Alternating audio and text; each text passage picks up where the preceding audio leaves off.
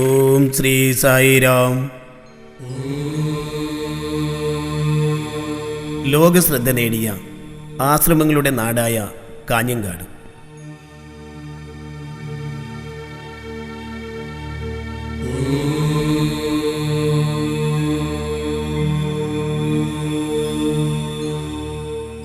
കാഞ്ഞങ്ങാടിന് ഒരു വെളിപ്പാട് അകലെയാണ് വെള്ളിക്കുത്ത് ദേശം. ഗ്രാമ്യ സൗന്ദര്യ സവിശേഷതകൾ ഒന്നും നഷ്ടമാകാത്ത നാടാണ് വെള്ളിക്കുത്ത്.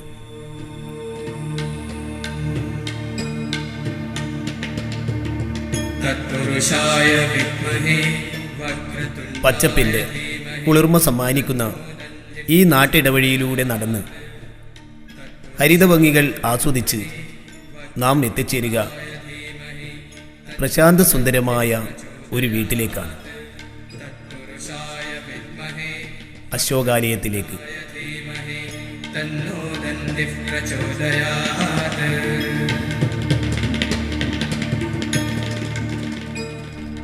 ഗ്രാമത്തിൻ്റെ എന്നല്ല, ഒരു ദേശത്തിൻ്റെ തന്നെ അത്ഭുതാതിശയങ്ങൾ ഈ വീട്ടിൽ കണ്ടറിയുകയാണ്.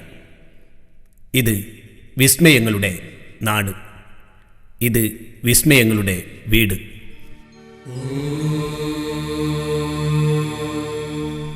പ്രാർത്ഥനാപൂരിതമായ ഈ വീട്ടിലെ പൂജാമുറിയിലേക്ക് കയറും മുമ്പേ പടിവാതിലിൽ എഴുതി വച്ചത് ഭക്തിപൂർവം വായിക്കാം. ഓം സായിറാം.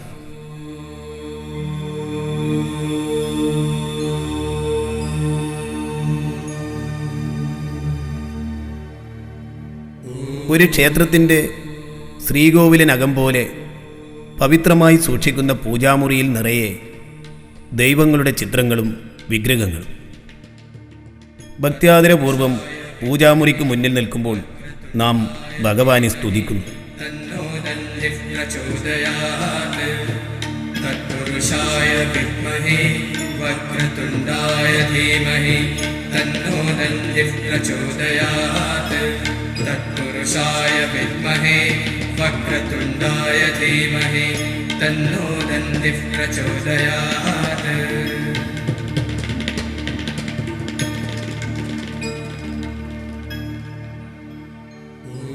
ശ്രീ സത്യസായി സംഘടനയുടെ എംബ്ലം ആലേഖനം ചെയ്ത ഈ പട്ടിൽ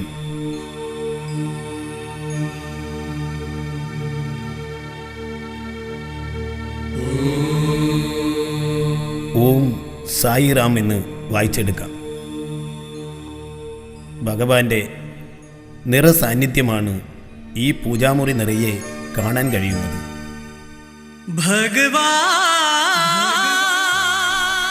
തേജോമയമായ സ്നേഹസ്വരൂപനായ ഭഗവാന്റെ ചിത്രങ്ങൾ. പൂജാമുറിയിലെ അത്ഭുതങ്ങൾ ഭഗവാന്റെ ഭക്തരെ ഇവിടേക്ക് ആകർഷിക്കുകയാണ്. വിഭൂതിയാൽ മൂടപ്പെടുന്ന ചിത്രങ്ങളും വിഗ്രഹങ്ങളും.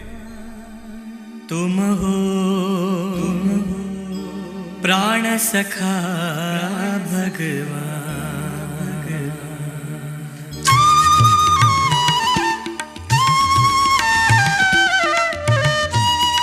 പൂജാമുറിയിലെ ഏത് വിഗ്രഹത്തിലാണ്, ഏത് ചിത്രത്തിലാണ് അത്ഭുതങ്ങൾ സംഭവിക്കുക എന്ന് ഒരിക്കലും പറയാൻ കഴിയില്ല.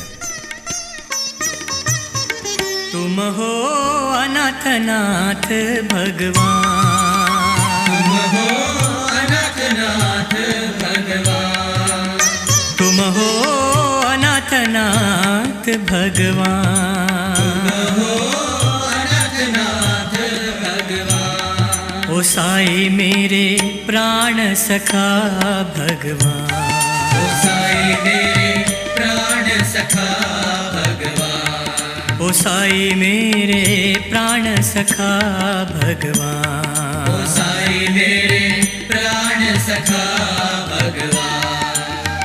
माता पिता गुरु बंधु तुम. ശ്രീരാമചന്ദ്രനും സീതാദേവിയും ശ്രീപാർവതിയും പരമേശ്വരനും ശ്രീ മൂകാംബികാദേവിയും സിദ്ധിസായി ഭഗവാനും വിഘ്നേശ്വരനും ശ്രീരാമ പട്ടാഭിഷേക മുഹൂർത്തവും യേശുദേവനും ശ്രീ ഗുരുവായൂരപ്പനും ഏത് ഫോട്ടോയിലാണ് അത്ഭുതങ്ങൾ സംഭവിക്കുന്നതെന്ന് പറയാനാകില്ല. ഓരോ ചിത്രങ്ങളും വിഭൂതിയാലും കുങ്കുമത്താലും മൂടുകയാണ്. ഇവിടെ ഈ അശോകാലയത്തിലെ ഭഗവാന്റെ ഈ ചിത്രത്തിൽ ഇവിടെ നിന്നാണ് കുങ്കുമം വന്നു നിറയുന്നത്. അദൃശ്യമായ ഭഗവാന്റെ ദൈവിക കരങ്ങൾ ചിത്രങ്ങളിൽ വിഭൂതിയും കുങ്കുമവും നിറയ്ക്കുന്നു. നോക്കിയിരിക്കെ ഭഗവാന്റെ ചിത്രങ്ങൾ വിഭൂതിയാൽ കുങ്കുമത്താൽ മൂടപ്പെടുന്നു. ഭഗവാന്റെ അനുഗ്രഹത്തിൻ്റെ പുണ്യം നേടിയ അശോകാലയത്തിലെ അമ്മയാണിത്, നാരായണിയമ്മ. ഭഗവാന്റെ തിരുസന്നിധിയിൽ അർപ്പിക്കാൻ പൂക്കൾ നുള്ളിയെടുക്കുന്ന ഭഗവാന്റെ ഭക്ത നാരായണിയമ്മയുടെ മകൾ ശ്യാമളാമ്മ. ഭഗവാന്റെ അനുഗ്രഹത്തിൻ്റെ കടാക്ഷത്തിൻ്റെ ഒട്ടേറെ അത്ഭുത കഥകളുണ്ട് ഇവർക്ക് പറയാൻ. ഭക്ത സഖാ ഭഗവാൻ 1982 ഞങ്ങളൊന്ന് പുട്ടപർത്തിക്ക് സ്വാമീനെ അമ്മയും കൂട്ടി, എൻ്റെ അമ്മയും കൂട്ടി പോകാൻ കാരണം എന്ന് പറഞ്ഞാൽ അമ്മക്ക് ക്യാൻസറായിരുന്നു. അങ്ങനെ ഭഗവാനെല്ലാം കൈയൊഴിച്ച സമയത്ത് ക്യാൻസറായി. ഡോക്ടറെ അടുത്ത് മംഗലാപുരത്ത് നിന്ന് പോയി കഴിഞ്ഞിട്ട് പിന്നെ സ്വാമിയുടെ അടുത്ത് പോകാൻ വേണ്ടി പോയ സമയം പിറ്റേ ദിവസം തന്നെ സ്വാമി ഇൻ്റർവ്യൂവിന് വിളിച്ച സമയത്ത് ഭഗവാൻ പറഞ്ഞു, പിന്നെ എന്താണെന്ന് ചോദിച്ച് ഞങ്ങൾ പറഞ്ഞു സ്വാമി തീരെ ക്യാൻസറായിരുന്നു, ക്യാൻസലായെന്ന് പറഞ്ഞു ഭഗവാൻ. അവിടുന്ന് സ്വാമി വിഭൂതി സൃഷ്ടിച്ച് കൊടുക്കുന്ന സമയത്ത് അമ്മ പൊട്ടിക്കരഞ്ഞ് ഭഗവാന്റെ പാദത്തിൽ ഈ ക്യാൻസർ വായി മുഴുവൻ ഉരച്ചിട്ട് ഉടുപ്പ് മുഴുവൻ ചാലവും ചോരയായി മുഴുവൻ ഇതായി. അവിടുന്ന് ഭഗവാൻ വിഭൂതി സൃഷ്ടിച്ചു.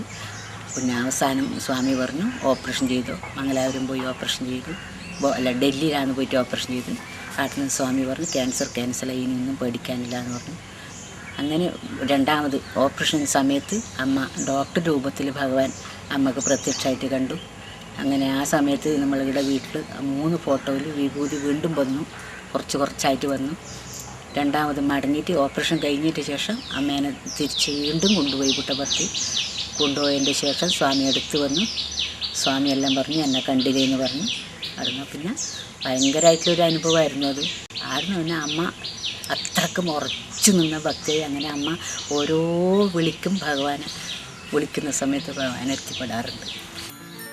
അശോകാലയത്തിലെ മറ്റൊരു വിസ്മയ കാഴ്ചയാണിത്.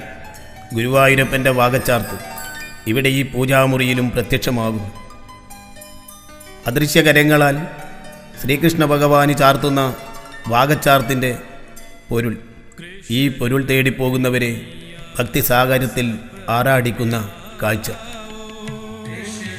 എൻ്റെ രണ്ടാമത്തെ മകള് പ്രഭാകരൻ്റെ അനുജത്തി, അവൾക്ക് ഒരു 12 വർഷം മുമ്പ്, പേര് സുലതയാണ്. 12 വർഷം മുമ്പേ അവൾക്ക് വയറ്റിലൊരു മുഴ പോലത്തെ ഒരു സാധനം, ഭയങ്കരം അതുകൊണ്ട് വിഷമിച്ചിട്ട് ഇങ്ങനെ പിടക്കുന്ന സമയത്ത് പിന്നെ ഞങ്ങളാകെ വിഷമത്തിൽ. അങ്ങനെ ഞാൻ അവളെ നോക്കാൻ പോയ സമയത്ത് അവൾ കുറേ പൊട്ടിക്കരഞ്ഞു. അമ്മ എൻ്റെ മകളെ ഒന്ന് നല്ലോണം ശ്രദ്ധിച്ചു, ഇനി എനിക്ക് ജീവിതമില്ല എന്നെല്ലാം പറഞ്ഞ് ആകെ പടവി കേട്ട് എനിക്ക് ഭയങ്കര സങ്കടമായി. അപ്പോൾ മോളെ മൂത്ത മോക്ക് 4.5 വയസ്സായിട്ടുണ്ടായിരുന്നു. അവൾ പറഞ്ഞു പിന്നെ സ്വാമീനെ ഗുരുവായൂരപ്പ എന്ന് വിളിക്കാൻ ഞങ്ങൾ പഠിപ്പിച്ചു കൊടുത്തിട്ടുണ്ടായിരുന്നു. അപ്പോൾ പറഞ്ഞു അമ്മമ്മേ ഞാനൊരു കത്തെഴുതി തരാം, അപ്പാപ്പന് ഗുരുവായൂരപ്പനൊന്ന് അത് അമ്മ കൊടുക്കണം, എൻ്റെ അമ്മ മരിച്ചു പോകുമല്ലോ എന്ന് പറഞ്ഞ് കുറേ കരഞ്ഞ് അവളൊരു കത്തെഴുതി. കത്ത് വായിക്കുന്ന സമയത്ത് ഞാൻ പൊട്ടിക്കരഞ്ഞെന്ന് പറഞ്ഞാൽ, അല്ലയോ ഗുരുവായൂരപ്പ, എൻ്റെ അമ്മ മരിച്ചാൽ എനിക്ക് ആരില്ല ഗുരുവായൂരപ്പ, എന്നെ രക്ഷിക്കണേന്ന് പറഞ്ഞുകൊണ്ടാണ് ആ കത്ത്. അത് വായിച്ച് എൻ്റെ കണ്ണീരിൽ മുങ്ങി. ഞങ്ങളങ്ങനെ പിറ്റേ ദിവസം എൻ്റെ പുട്ടപർത്തിക്ക് പോയ സമയത്ത് പ്രഭാകരൻ എൻ്റെ മോൻ ആ സ്വാമിയുടെ ആരോ കയ്യിലേൽപ്പിച്ചു. ആ കത്ത് ഭഗവാനെ കൊടുത്തിട്ട് സ്വാമിയുടെ പിറ്റേ ദിവസം ദർശനത്തിന് ദൂരത്ത് എനിക്ക് സ്വാമീനെ കാണുമ്പോൾ ഇത് മാത്രം വിചാരിച്ച് ഞാൻ പൊട്ടിക്കരഞ്ഞ് പിറ്റേ ദിവസം നാട്ടിലേക്ക് മടങ്ങി.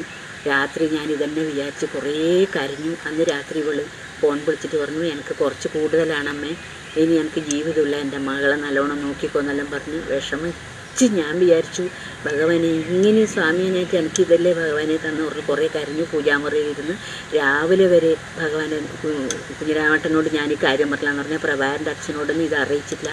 എന്താ പറഞ്ഞാൽ ഈ ദുഃഖം ഞാൻ മാത്രം അനുഭവിച്ചാൽ മതി എന്ന് വിചാരിച്ച് ഞാൻ ഒന്നും ഈ കാര്യങ്ങളൊന്നും പറഞ്ഞിട്ടില്ല. രാത്രി സ്വാമീനെ മാത്രം വിചാരിച്ച് ഉറങ്ങാതെ രാവിലെ വരെ ഇരുന്നു. പിറ്റേ ദിവസം രാവിലെ 6 മണിക്ക് കോഴിക്കോട് നിന്നൊരു ഫോൺ വന്നു. എന്താണെന്ന് പറഞ്ഞാൽ അമ്മേ എനിക്ക് തീരെ ഒരു ജീവിതമില്ല, എല്ലാം പോയി എന്ന് പറഞ്ഞ് കരഞ്ഞു. ആടുന്ന് പിന്നെ ഒരു 7 മണിക്ക് വീണ്ടും ഫോൺ വന്നു.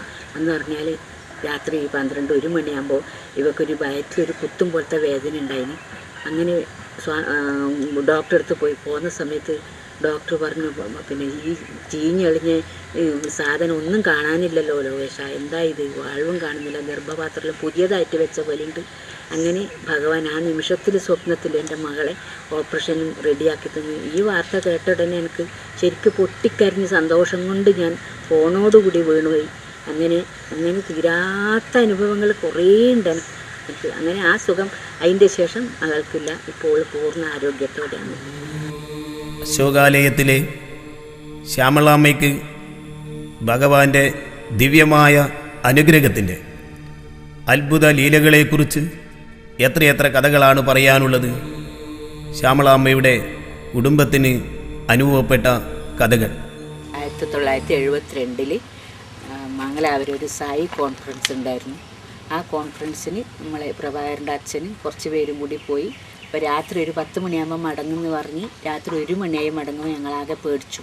ആ വന്ന സമയത്ത് പിറ്റേ ദിവസം രാവിലെ പിന്നെ നമ്മളൊരു 2ാമത്തെ മകന് ഒരു സൂക്കേടുണ്ടായിരുന്നു. മേലാകെ ഒരു വ്രണങ്ങളായിട്ട്. അങ്ങനെ ഹോസ്പിറ്റലിൽ കൊണ്ടുപോകാൻ പറഞ്ഞു. എന്നോട് പറഞ്ഞു ഈ വിഭൂതി ഒന്ന് കഴിച്ചു കൊടുക്കുക, ഭഗവാന്റെ വിഭൂതിയാണിത്. അത് കൊടുത്തു കഴിഞ്ഞിട്ട് പിന്നെ നമുക്ക് ഭേദമില്ലെങ്കിൽ നോക്കാമെന്ന് പറഞ്ഞാൽ ഞാനപ്പോൾ മനസ്സിൽ വിചാരിച്ച് ഇത് കൊടുത്ത് ഈ ഭസ്മം കൊടുത്തു കഴിഞ്ഞ ശേഷം എന്താ ഇവർക്ക് മടിയായിട്ടില്ലോ അപ്പോൾ ഹോസ്പിറ്റലിൽ കൊണ്ടുപോകാമെന്ന് പറഞ്ഞ് കൊടുത്തിട്ട് ഒരു 1/2 മണിക്കൂർ കഴിയുമ്പോഴേക്കന്നെ കുട്ടി കംപ്ലീറ്റ് എല്ലാം മാറി. അതിൻ്റെ ശേഷം ആ നിമിഷത്തിന് ഞങ്ങൾ മനസ്സിൽ ഭഗവാനെ ഉറപ്പിച്ച് പ്രാർത്ഥിക്കാൻ തുടങ്ങി. അതാണ് ആദ്യത്തെ കാരണം.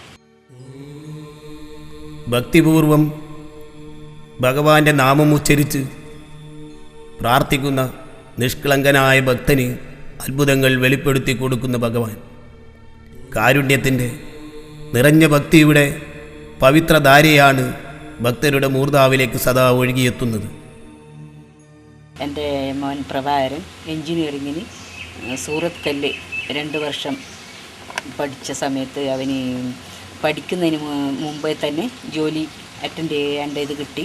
ആടുന്നത് ഒരു ദിവസം നാട്ടിലേക്ക് വന്ന സമയത്ത് സർട്ടിഫിക്കറ്റ് വാങ്ങാൻ മംഗലാപുരം പോയി. പോകുന്ന സമയത്ത് ഉച്ചയാകുമ്പോൾ മെയിലിന് ഞാൻ എത്തുമെന്ന് പറഞ്ഞു. അവിടെ എത്തി മെയിലിന് ഇതെല്ലാം സർട്ടിഫിക്കറ്റെല്ലാം വാങ്ങി മെയിലിന് ട്രെയിൻ കയറിയ സമയത്ത് പറഞ്ഞു, സ്വാമി എനിക്ക് ഈ ജോലി കഴിയുന്നതിന് മുമ്പ് തന്നെ പഠിച്ചു കഴിയുന്നതിന് മുമ്പ് തന്നെ ജോലി കിട്ടിയല്ലോ, ഇനി എനിക്ക് ഗുരുവായൂരപ്പനൊരു പഴത്തിലത്തെ ആഭാരം തൂക്കണമെന്നോ പ്രാർത്ഥിച്ചു. അങ്ങനെ വണ്ടിയുടെ സൈഡ് സീറ്റിലിരുന്ന് ഇവൻ സർട്ടിഫിക്കറ്റ് ഒലത്തി വായിച്ചു കൊണ്ടിരിക്കുന്ന സമയത്ത് ഇത് ഉള്ളാളം പാലത്തിലേക്ക് കാറ്റത്ത് പാറിപ്പറന്നു പോയി. പോകുന്ന സമയത്ത് ഇവൻ എൻ്റെ സ്വാമീന്ന് വിളിച്ച് കരയുന്ന സമയത്ത് TTR ആൾക്കാരെല്ലാം എന്തെന്ന് വെച്ച് പറഞ്ഞു എൻ്റെ എല്ലാം പോയി എന്ന് പറഞ്ഞ് പൊട്ടിക്കരഞ്ഞു. പക്ഷെ ചൈൻ പിടിച്ച് വലിച്ചിട്ടും വണ്ടി നിൽക്കുന്നില്ല. പിന്നെ പെട്ടെന്ന് ഒരു 5 മിനിറ്റ് കഴിഞ്ഞ സമയത്ത് എവിടെയോ ഒരു സ്ഥലത്ത് വണ്ടി നിന്നു. ആ നിൽക്കുന്ന സമയത്ത് ഇവൻ എന്ത് പറഞ്ഞു ഉടനെ പുറത്തേക്ക് ചാടി ഇറങ്ങി ഇവൻ്റെ സാധനങ്ങളെല്ലാം മുഴുവൻ ആൾക്കാരെല്ലാം പുറത്തേക്ക് എറിഞ്ഞു കൊടുത്തു. വണ്ടി ഉടനെ പുറപ്പെടുകയും ചെയ്തു. വണ്ടി എങ്ങനെ ഇത് വിട്ടു എന്ന് തന്നെ മനസ്സിലാകുന്നില്ല. സ്വാമിയല്ലാതെ വേറെ ആരുമല്ലല്ലോ. അങ്ങനെ ഇവൻ ഒരു കാട്ടിലെ കൂടി ഇതെല്ലാം ഭാര്യ വലിച്ച് കരഞ്ഞുകൊണ്ടേ ഭഗവാനേ എന്ന് പറഞ്ഞ് കരഞ്ഞുകൊണ്ട് പോകുന്ന സമയത്ത് ഒരു പാറപ്പുറത്ത് 2 മുസ്ലിംസ് കുട പിടിച്ച്, നല്ല മഴ, കുട പിടിച്ചിരിക്കുന്ന കണ്ടു.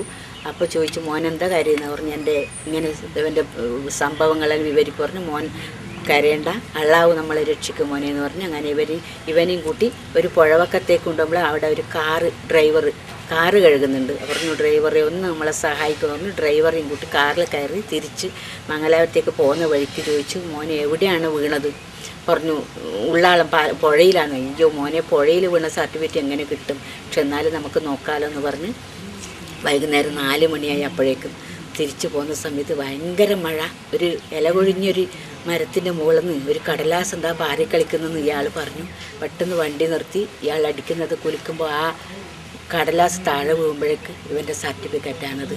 പിന്നെ അവൻ പൊട്ടിക്കരഞ്ഞു. അത് മാത്രമല്ല, എന്താ പറഞ്ഞാൽ ഇത്രയും കോരിച്ചിരുന്ന മഴയത്ത് ആ സർട്ടിഫിക്കറ്റ് ഒരു തുള്ളി നനയാതെ അത് കൈക്കലാക്കി. അങ്ങനെ കയ്യിൽ വെച്ചത് കൊണ്ടുവന്ന് പൊട്ടിക്കരഞ്ഞ് സ്വാമി അല്ലാതെ രക്ഷിച്ച്. അങ്ങനെ അടുത്ത സ്റ്റേഷനിലേക്ക് ഇയാൾ കാറിലേക്ക് കൂടിയിട്ട് ഇവനെ മോനെ കൊണ്ടാക്കി. അങ്ങനെ ഇവൻ ട്രെയിൻ കയറി വന്നു. വീട്ടിലേക്ക് എത്തുമ്പോഴേക്കും ഞങ്ങൾ പേടിച്ച് നിൽക്കുകയാണ്. ഉടനെ പൂജാമുറിയിൽ സാഷ്ടാംഗം വീണ് അവൻ പൊട്ടിക്കരയായിരുന്നു, എൻ്റെ സ്വാമി എന്ന് പറഞ്ഞു. അങ്ങനെ ആണ് ആ ഒരു വേറൊരു അനുഭവം. അങ്ങനെ അവൻ്റെ അനുഭവങ്ങൾ പറഞ്ഞാൽ തീരാത്ത കഥകളുണ്ട്.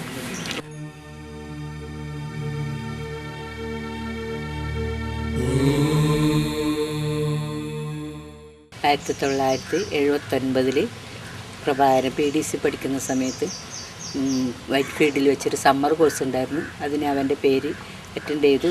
അവിടെ ബാംഗ്ലൂർ ഇറങ്ങി. അവിടെ പോയ സമയത്ത് സമയം വൈകിപ്പോയത് കൊണ്ട് പ്രഭാകരൻ ചേച്ചിയുടെ മകനല്ലേ? പ്രഭാകരൻ്റെ മൂത്ത മകനാണ്.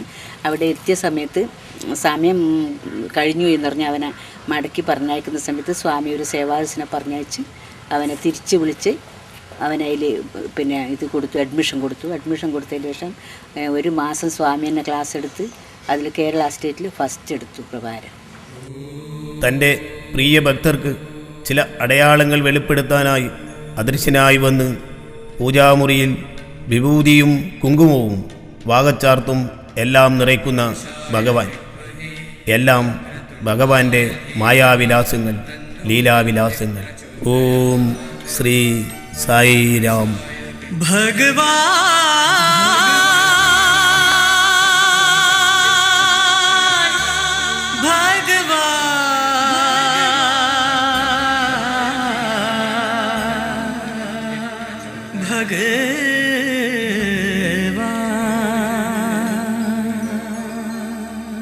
तुम हो